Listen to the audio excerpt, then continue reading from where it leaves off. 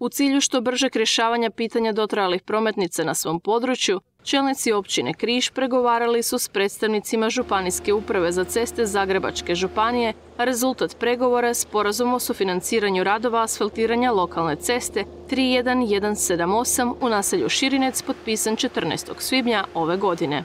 Radi se o gotovo 2 km novog asfalta na dionici koja dobiva asfalt nakon 47 godina.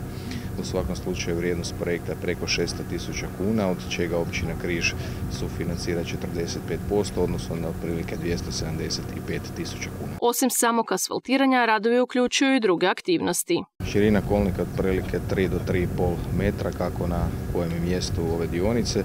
U svakom slučaju oni radovi koji bi se trebali obaviti predviđaju strojno skidanje postojećeg asfalta, odnosno takozvano frezanje.